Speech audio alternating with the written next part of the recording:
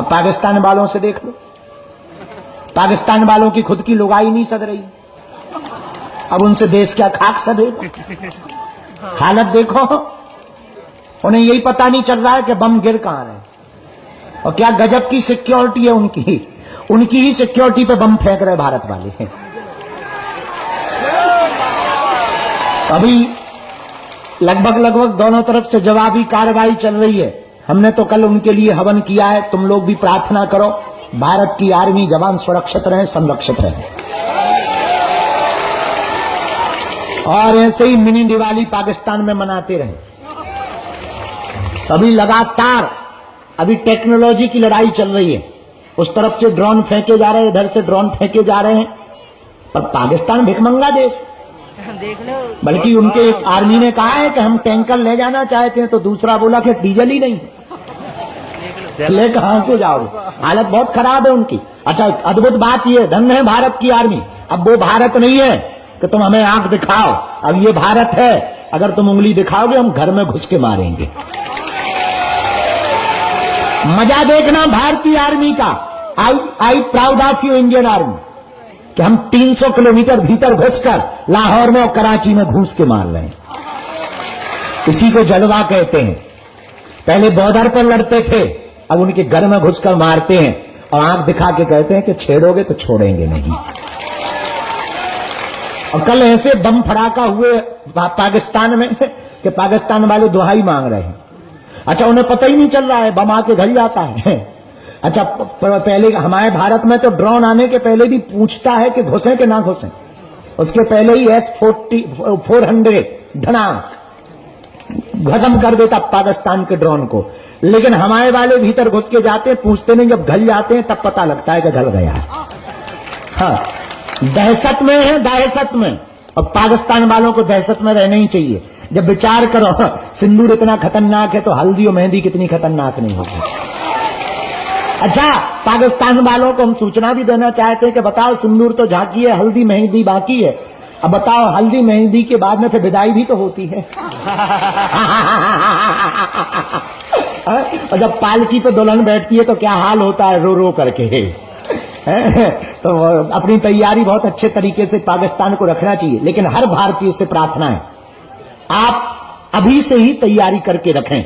अगर युद्ध छिड़ता है, हमने तो तैयारी कर ली है कि हम तो भारतीय आर्मी के साथ बगल में खड़े होने को तैयार हैं। पर अगर युद्ध छिड़े तो तुम अपने बच्चों को भी तैयार रखना, तुम्हारे बेटा को भी तैयार रखना। और विवाहित माताओं से प्रार्थना है, अपने पतियों को तैयार रखना। सरहद पर जाना पड़े देश को बचाने के लिए तो बिना रोके टोके अपने बच्चों को या अपने पति को सरहद पर भेज देना। और हाँ, हम कह देते हैं कि हम पहले नंबर पर जाएंगे, ये पहले लिखें। अगर जरूरत पड़ी भारतीय आर्मी को तो हम पहले नंबर पर जाएंगे। ये बात बोलनी भी नहीं चाहिए, हम फिर से बोलेंगे। अपने 100-100, 500 रुपया तैयार रखना, जरूरत पड़ने पर भारतीय आर्मी के खाते में डालेंगे। क्योंकि ये लड़ाई केवल सैनिकों की नहीं है, ये लड़ाई देश की है। ये लड़ाई 140 करोड़ भारतीयों की है। वर्तमान में क्या हिंदू, क्या मुसलमान, क्या सिख, क्या ईसाई, सब भारतीय आर्मी के साथ हैं और रहना ही चाहिए। हम तो इतना और करेंगे प्रार्थना भारत सरकार से, भारत की आर्मी से। एक मिसाल, उनके घर पे भी भारत में दाग दो जो गद्दार है, जो देश के गद्दार हैं, जिन्हें पाकिस्तान से प्यार है। कुछ लोग बहुत पहले एक नारा दिया था, किसी ने स्टेटमेंट दिया था न्यूज में कि हमें भारत में डर लगता है। उसके कह दे, चल आजा आप कराची पहुंच जा, लाहौर पहुंच जा, ठटगी के बड़े गेट खुले हुए हैं, नक्कटा मुंह सर चन। हाँ, तो हम लोग आज 9 तारीख है, कल साधना संपन्न हुई। कल हमने हवन में प्रार्थना की है कि भारत की आर्मी सुरक्षित रहे, भारत के जवान सुरक्षित रहे, भारतीय सेना को बल मिले। ये बढ़ता हुआ भारत है, ये सैन्य संपन्न भारत है, शस्त्र संपन्न भारत है, ये सभी संसाधनों से युक्त भारत है। ये वर्तमान का भारत है, ये 2025 का भारत है। ये बिगड़ा हुआ भारत नहीं, बना हुआ भारत है। ये डरा हुआ भारत नहीं, आंख दिखाने वालों के घर में घुसकर मारने वाला भारत है। और आतंकवाद और अलगाववाद के खिलाफ अगर कोई जंग जीत सकता है तो केवल भारत जीत सकता है। और यशस्वी माननीय प्रधानमंत्री जी दम लगा करके खुला छुट्टी दे रखे हैं तो बेटा कोई छेड़े है तो भारतीय आर्मी से कह दिया तुम छोड़ना मत। वो तो प्रधानमंत्री तो ऐसे ही होना चाहिए, ऐसे ही प्रधानमंत्री काम का है। अब बताओ, हर बार जो है हमले होते थे, हम लोग कड़ी निंदा करके पोस्ट डाल के कैंडल जला के सो जाते थे। अब बहुत बढ़िया है कि जिनने हमारी नींद खराब करी उनके शहरों की नींदें खराब हो गई। हाँ, पूरे देश की नींद खराब हो गई पाकिस्तान की। प्रधानमंत्री तो ऐसे ही होना चाहिए, दमदार। तो हमें तो बहुत मजा आया, आई प्राउड ऑफ यू। हमें तो बहुत ज्यादा गर्व है इस बात पे, और इस बात पे भी हमें ज्यादा गर्व है कि हमारे बड़ा वाला भाई बड़ा खतरनाक टाइप का है। तो हमें और ज्यादा प्रसन्नता है। तो अभी वर्तमान में बहुत बढ़िया चल रहा है, लेकिन आप लोग प्रार्थना करिए, तैयारी करके रखिए। जरूरत पड़ने पर अगर जाना पड़े तो तैयारी करके मनोयोग में रखिएगा। हम भारत की आर्मी के साथ कदम से कदम मिला करके खड़े होंगे और पाकिस्तान को और भारत विरोधी लोगों को मुंहतोड़ जवाब देंगे। भारत की सभी पार्टियों से हम प्रार्थना करेंगे, आपसी लड़ाई अपने आप में है, चाहे वो सपा हो, कांग्रेस हो, बसपा हो या अकाली दल हो, जनसत्ता हो, जो भी दल है, सब पार्टियों से प्रार्थना है। आपसी असहमति अपनी जगह है, पर देश के लिए हम एकजुटता दिखाते रहें, ताकि देश के दुश्मनों को ये लगे कि हम आपस में भले ही अलग हैं पर दुश्मनों के लिए एक हैं।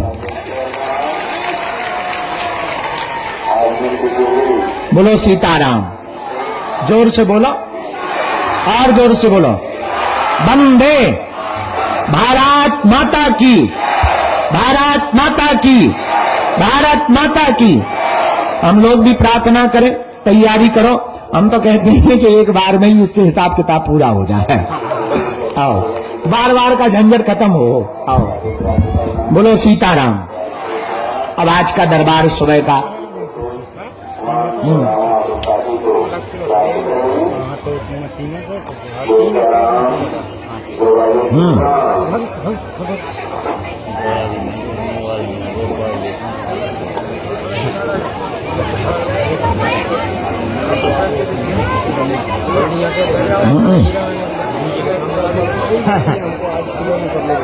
अरे कहाँ पे?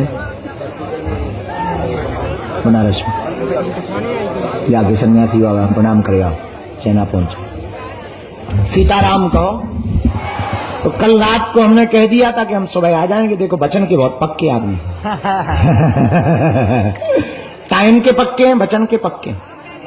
तो आज का दरबार शुरू करते हैं। जिन लोगों के लिए गुरुजी आज्ञा देंगे, अर्जी के लिए, और आज आप सबकी कृपा से गुरु ठटरी के बड़े बैठ जा, मूसर चंदा न कटा तोरो कर्जा ले रखो का है, तो बैठ तो जा। आगे के लगे कहीं स्पेशल बन के आगे के लगे, रेलिंग पे चढ़ रहा मूसर चंद ठटरी के बड़े न कटा। ट्राली ना पलटा लगी हो तुम, हो रहे तुम्हें ट्रैक्टर में लो बैठ हुए, छत पे ही पे चढ़ जाते हो खंबा पे।